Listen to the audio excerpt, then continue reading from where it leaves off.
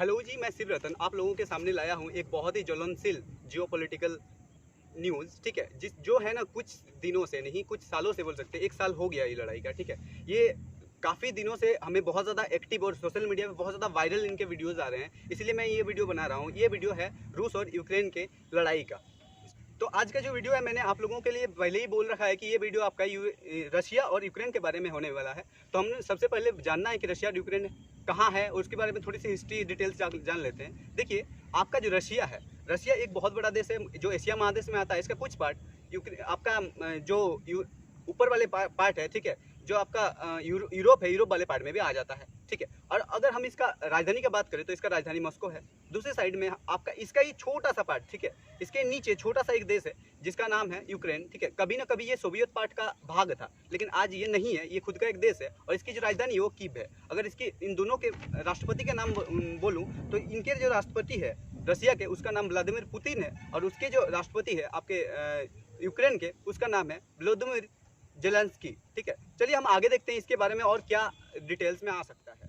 Ukraine और Russia की अगर हम जियोग्राफिकल पार्ट देखें तो कभी ऐसा था कि सोवियत संघ के अंदर दोनों ही आता था। उसके साथ साथ जितने भी नीचे हमारा कजाकिस्तान, उज्बेकिस्तान, सारा जगह आता था, अफगानिस्तान तक का पोर्शन आता था। लेकिन आज सोवियत संघ जब अलग हो गया तो वो पार्ट सब अलग अलग देश बन गए। और बात ये हुआ है कि अभी इन दोनों की लड़ाई की एक मेन टॉपिक है जिसको समझने के लिए हम लोग नाटो समझना पड़ेगा। हम लोगों को नाटो एक संगठन है, नाटो संगठन, नाटो का जो डिटेल्स है इसको जानने के लिए हमें ये चीज़ें जानना पड़ेगा। देखिए कि द्वितीय विश्व युद्ध में कौन कौन से देश बहुत ज़्यादा स्ट्रांग थे। हम अगर ये बात करें तो उस टाइम यूरोपीय जितने भी संघ थे, यूरोपीय संघ, साथ साथ में अमेरिका का पोर्शन एक साइड में था और दूसरा साइड में आपका रशियन था। ठीक है, रशियन का मतलब संयुक्त राष्ट्र, सोवियत संघ, सॉरी सोवियत संघ। अब सोवियत संघ की बात करूं तो सोवियत संघ में उस टाइम मैंने जिस तरीके से बोला, उज्बेकिस्तान वगैरह और ये जो अभी का यूक्रेन है ये भी मिला हुआ था।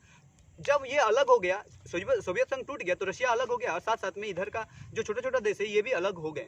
लेकिन उसी टाइम एक संगठन बना था जिसको नाटो बोला गया। उस टाइम अगर भले ही सोवियत संघ टूट गया था, लेकिन सोवियत संघ का जो आर्मी या तो सब कुछ चीजें थी, स्ट्रॉन्ग पार्ट, वो रशिया के पास रह गई थी। रशिया को रोकने के लिए ही इन सारे देशों ने, यूरोप हो चाहे तो अमेरिका हो, सबने मिलकर एक संगठन बनाया था। ठीक है, जिस संगठन का नाम नाटो था। अभी इस संगठन में धीरे धीरे और से काफी सारे देश जुड़ते गए। आज की बात करूं तो इसमें 30 देश हो चुके हैं, मैक्सिमम यूरोपीय देश है और अमेरिकन देश है। ठीक है, और ये मेन इसका मकसद ये है कि रूस को रोक सके। रूस के कोई भी ऐसा पार्ट अगर वो प्रतिक्रिया करता है तो उसको रोका जा सके। आज ये लोग इस तरीके से अपना नाटो को बना लिया है कि अगर कोई भी देश नाटो का एक देश पे लड़ाई करता है, नाटो के एक देश पे हमला करता है, तो वो पूरा नाटो के देशों पे हमला माना जाता है। और कुछ चीजें बहुत ही इंटरेस्टिंग है नाटो के बारे में कि नाटो एक खुद से बनाया हुआ एक विश्व रूप का एक बहुत ही बड़ा सैनिक बना चुका है, और वो विश्व रूप में किसी से भी लड़ाई करने के लिए रेडी रहता है। अभी का जो टाइम है, लड़ाई का मेन मकसद है कि इसके रशिया के बगल में ही जो एक देश है जिसका नाम है यूक्रेन है, यूक्रेन चाहता है कि वो खुद को हम नाटो का पार्ट बना दे, क्योंकि वो बचना चाहता है कि रशिया इतना बड़ा देश है, उसके पास इतना पावर है, हम अगर आगे बढ़े तो वो मुझे कुचल सकता है। इसलिए यूक्रेन चाहता है कि हम नाटो का पार्ट बने। बट इसी का ऑपोजिट में रशिया चाहता है कि वो यूक्रेन का पार्ट ना बने, क्योंकि अगर वो नाटो का पार्ट बन जाता है यूक्रेन तो उसको बहुत ज़्यादा अनसेफ्टी फील होगा। अगर मेरे ही घर के सामने कोई मेरा बहुत बड़ा विरोधी आके बैठ जाए तो मुझे बहुत डर लगेगा ही। तो इसी डर से क्या है ना, रशिया बनने नहीं देना चाहता है नाटो का पार्ट यूक्रेन को, और इसी को लेके दोनों में बहुत ही भयानक लड़ाई हो रही है, और इस लड़ाई में काफ़ी ज़्यादा लॉस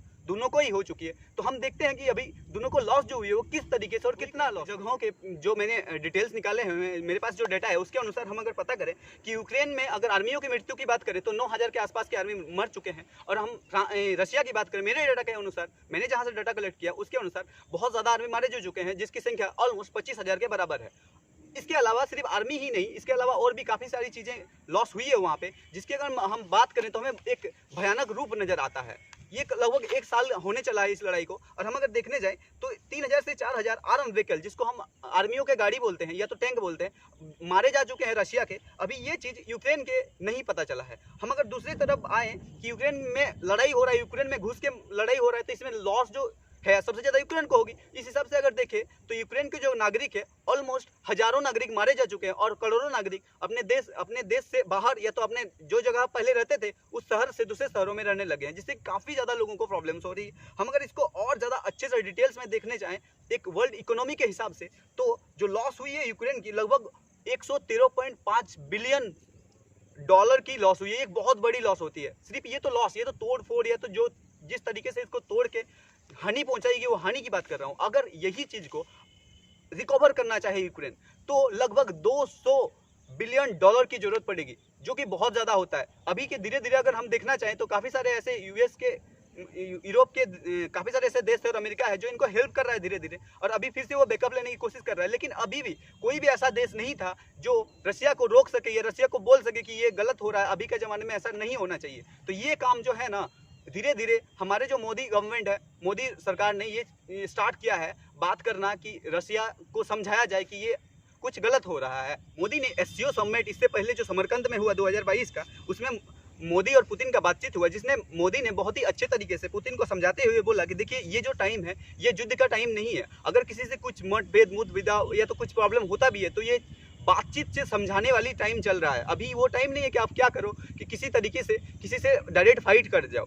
तो इसी को लेके हमारे ऐसे भी हमारे अच्छे देश, हमारे साथी मित्र देश है रशिया, तो पुतिन ने भी इस बात के लिए बोला कि हाँ हम इस चीज़ों पे विवेचना करेंगे। इसका मतलब कहीं ना कहीं ये सुलझने की तरफ आगे बढ़ रहा है। इसके ही दूसरे साइड मोदी ने फ़ोन करके जेलेंस्की को भी पूछा था इसके बारे में, तो जेलेंस्की ने भी थैंक्स बोला मोदी को कि आपने पहला ऐसा कदम लिया है कि रशिया को आपने अपने साइड से इस युद्ध को रोकने के लिए आह्वान दिया है, और उन्होंने भी कुछ पॉजिटिव रिस्पॉन्स दिया है। इसका मतलब ये है कि अगर कोई चाहे तो दोनों के साथ एक अच्छा रिलेशन बना के मोदी जी ही चाहे तो इस युद्ध को रोक सकता है। तो इस न्यूज़ में मैंने आज तक इतना ही बताया इस टॉपिक के बारे में, और इसके बाद कोशिश करेंगे कि इससे रिलेटेड और भी काफ़ी सारी चीज़ें नेक्स्ट वीडियो में आप लोगों को बता दिया जाएगा।